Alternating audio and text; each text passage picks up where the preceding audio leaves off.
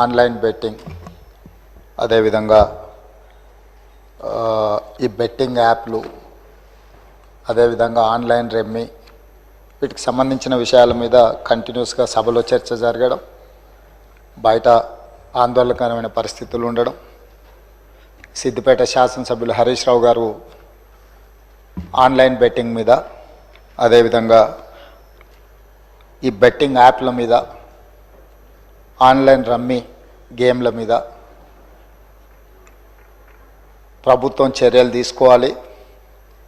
పేదలకు తీరని నష్టం జరుగుతుంది.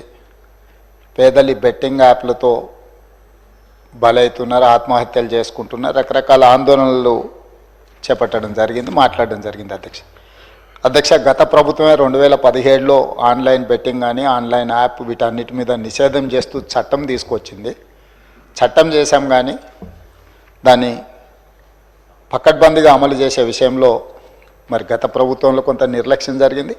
ఈ మధ్యకాలంలో అది చాలా వేగంగా తెలంగాణ రాష్ట్రంలో దుర్వినియోగం జరుగుతుంది. అందుకే అధ్యక్ష తమరి ద్వారా ఇది పక్క రాష్ట్రాలు, దేశము, ఇతర దేశాలు ఈ నేరం ఒక రకంగా అంతర్జాతీయ స్థాయిలో రాష్ట్ర స్థాయి నుంచి మొదలు పెడితే అంతర్జాతీయ స్థాయి వరకు వివిధ రకాల సంస్థలు, వ్యక్తులు, రకరకాల దేశాలకు సంబంధించిన నేరగాళ్ళు అందరూ కూడా ఇందులో పాల్గొంటున్నారు.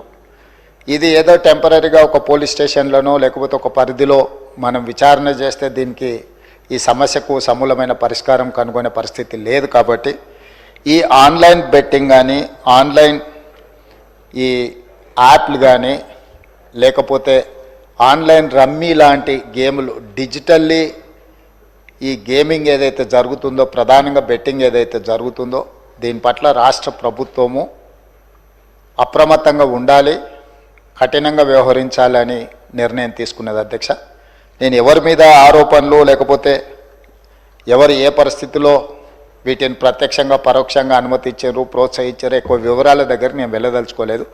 రాష్ట్ర ప్రభుత్వం స్పష్టంగా బెట్టింగ్ యాప్లు కానీ ఆన్లైన్ బెట్టింగ్ కానీ ఆన్లైన్ రమ్మీ గేమ్ల పట్ల అప్రమత్తంగా ఉండడమే కాదు కఠినంగా వ్యవహరించాలని ఈరోజు రాష్ట్ర ప్రభుత్వం నిర్ణయం తీసుకున్నది.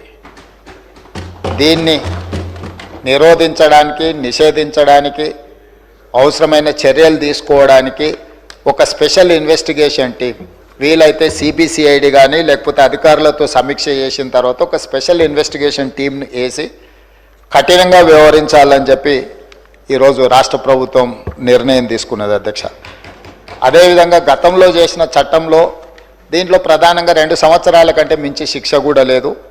రేపు వచ్చే సమావేశాలలో ఈ ఆన్లైన్ బెట్టింగ్ నిర్వాహకులకనే కాదు ఆడేవాళ్లను, బాధితులను, అదేవిధంగా ఈ ఆన్లైన్ అడ్డగోలుగా నిర్వహిస్తున్న వాళ్ళ పట్ల శిక్షను కూడా పెంచడానికి అవసరమైన చట్టాలను కూడా అవసరమైతే మనం సవరించుకోవాల్సిన అవసరం ఉన్నది. అధ్యక్ష ఎందుకంటే శిక్ష కఠినంగా ఉంటుంది, ఎక్కువ కాలం ఉంటుంది అని ఎప్పుడైతే తెలుస్తుందో నేరం అనేది తగ్గుతుంది.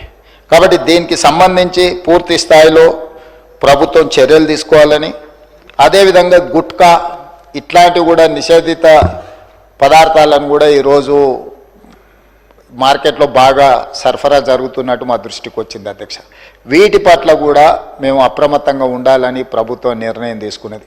అందుకే ఆన్లైన్ బెట్టింగ్, ఆన్లైన్ యాప్లు, అదేవిధంగా ఆన్లైన్ రమ్మీ ఈరోజు నిన్న మీరు టీవీలలో, పేపర్లలో పోలీసులు కేసులు నమోదు చేసి వాటికి ప్రచారం కల్పించిన వాళ్ళను పిలిచి పోలీస్ స్టేషన్లలో విచారించడం జరిగింది.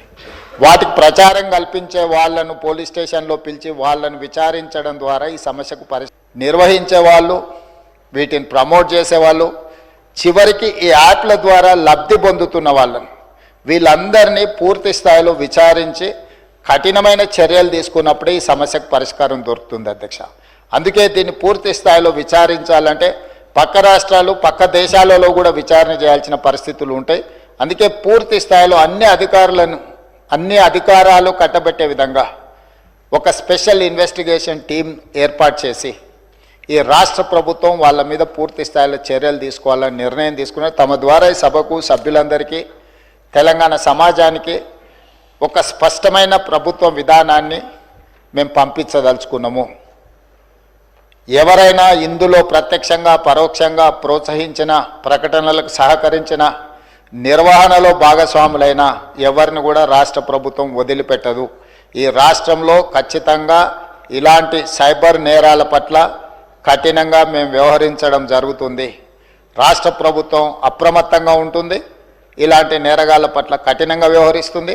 ఈ సభ ద్వారా సభ్యులందరికీ నేను ఈ ప్రకటన ద్వారా ఒకే మాట చెప్పదలుచుకున్నా, స్పెషల్ ఇన్వెస్టిగేషన్ టీంను ఏర్పాటు చేస్తున్నాము. తద్వారా అందరినీ కఠినంగా అణచివేయడమే కాకుండా చర్యలు తీసుకుంటామని తమ ద్వారా తెలియజేయదలుచుకున్నా అధ్యక్ష.